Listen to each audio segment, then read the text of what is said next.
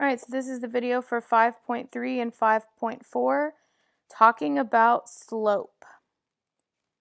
Alright, so what is slope? Well, in the last video we talked about linear functions have a constant rate of change, and that's exactly what slope is. Slope is the rate of change.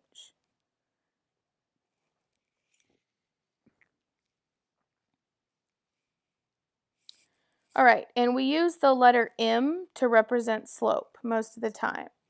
So how do we find slope? Well, if I have 2 points, let's say I have x1 and y1, that's 1 point, and I have x2 and y2, that's my second point.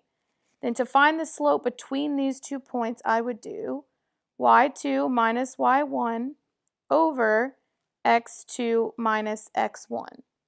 Okay, and that is the same as we talked about last time, the change in y over the change in x. Again, this triangle is the Greek letter delta, and it just means change. Change in y over change in x. Another way we say this is rise over run.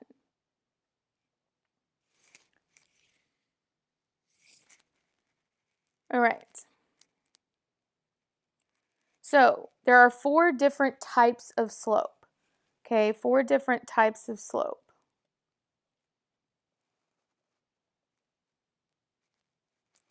The first one is a positive slope. Okay, a positive slope rises from left to right. Then we have a negative slope. A negative slope falls from left to right. So this is rising from left to right, and this is falling from left to right. The next one we have is a zero slope. Zero slope looks like that. Well, not exactly like that. There we go. And the last one is called an undefined slope. Undefined slope looks like this. Okay, so this is a positive, this is a negative, this is a zero slope, and this is an undefined slope.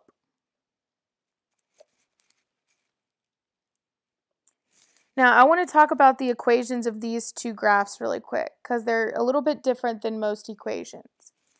If I have a zero slope, then my equation is going to be y equals whatever the y-intercept is. So where does this line cross the y-axis? Well, mine crosses at 3. So this would be y equals 3. That's it. That's the equation of the line because y is always equal to 3 no matter where you go on the line. And this is a function. Now this is technically not a function, okay? But we do identify it as an undefined slope, and we could write an equation for it. And that equation is going to be x equals, what does x equal? 1, 2, 3, negative 4. Okay, so you need to understand how to write these 2 equations. You need to understand how to write these 2 equations from these lines. Okay, a horizontal line with a zero slope is going to be y equals the y-intercept, and an undefined slope, which is a vertical line, is going to be x equals the x-intercept. All right, so now we're going to find the slope of the following lines. Okay, and so we're going to use rise over run. So I have 2 points here on this line. Now I have many points on this line, but the points I'm going to use are going to be points that are at the crosshairs on this coordinate plane. Okay, so here's one point right here, and here's another point. So I'm going to find the rise and the run. The rise is how much I go up or down to get to this next point. So from here I'm going to go up 1, 2, 3. My rise is 3. And I'm going to run 1, 2, 3, 4, 5. No, 4, sorry. Okay, so I'm going to rise 3 and run 4. So go ahead and draw that triangle on your paper between those 2 points. So my rise is 3 and my run is 4. Now what kind of slope is this? Well, if we go back and look at our pictures, it is a positive slope. So the slope of this would be positive 3 over 4. That's our m, our slope. Okay, now looking over here, I don't have any like physical points. So I need to find some intersections. So I see one right here, and I see one right here. And there's others. There also is one right here, but I'm going to use these two. Okay, so now I need to find my rise and my run. So my rise is 1, 2, 3, 4. My rise is 4, and my run is 2. So rise over run. Now what kind of slope is this? It is a negative slope, so I need to make sure I put a negative in front of that. Now this can be simplified. 4 over 2 is the same as 2 over 1, which is also the same as 2. So this is my slope. M equals negative 2. Negative 2 is the same as 4 over 2, or negative 4 over 2. Okay? So this means, what does this mean? This means when I go down 4, I need to go right 2 to get to the next point. Down 4 and right 2. Now, let me show you something else. I could also have gone from this point to, say, this point. Okay? Which means I would be going up 1, 2, 3, 4, 5, 6, 7, 8. Sorry for the not straight line. So I would go up 8. Oh my gosh.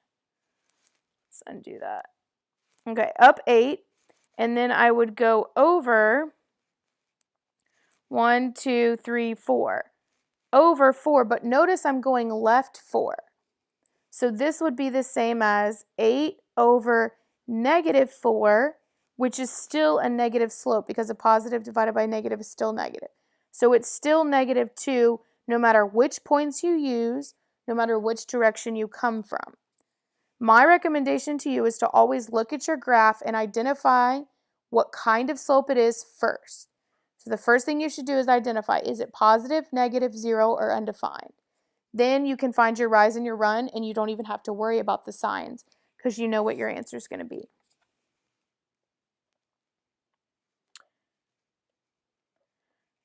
All right, so determine the slope of the line. Okay, this is with 2 points. So we need to remember the formula we were given on the front. y2 minus y1 over x2 minus x1. So this is x1, y1, and this is x2, y2. So I'm going to plug that in here. M equals 2 minus 2. Uh-oh, interesting. y2 minus y1 over x2 is 8 minus 4. 2 minus 2 is 0, and 8 minus 4 is 4. What is 0 divided by 4? It is 0. So these 2 points are going to look like this on a graph. They're going to have a 0 slope. If you have a 0 in the numerator, the answer is 0. Remember, what is 4 divided by 0? It is undefined. So if you have a 0 in the denominator, then the slope is undefined. All right, so let's do the same thing here. Now, this time I'm going to label them differently. I'm going to say that this is x2, y2, and that this is x1, y1. Just to show you it doesn't matter which one is which. It just matters that the 2's are together and the 1's are together. So this time I'm going to say negative 2 minus negative 8. Make sure you put that in parentheses. Over 5 minus 7. Negative 2 minus negative 8 is the same as negative 2 plus 8, which is 6. And 5 minus 7 is negative 2. And 6 divided by negative 2 is negative 3. So my slope is negative 3, which means it's going to be a negative slope looking something like that. This means that I go down 3 every time I go over 1. So I'm going to go down 3 over 1.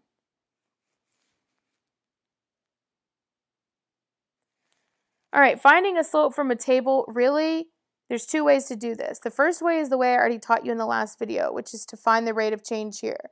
Remember, rate of change is slope. So this is plus 3, plus 3, plus 3. Now, if they're asking you to find the slope, we're usually assuming that it's linear. So you actually only have to do this once. So if this is plus 3 and this is plus 1, then my slope is 3 over 1. Or you could pull out 2 points from the table, any 2 points. So I'm going to do this, and then I'm going to do 0, negative 2. And you could plug it into the formula. So I'm going to say this is x1, y1, x2, y2. So I'm going to say negative 2 minus negative 8 over, that's a 0, minus negative 2. Negative 2 minus negative 8 is 6. It's the same as what we just had above, plus plus. And 0 minus negative 2 is also plus plus. 6 over 2 is 3. All right, so what I'd like for you to do is pause the video and try 5 through 7 on your own, and then you can play the video and see if you did them correctly.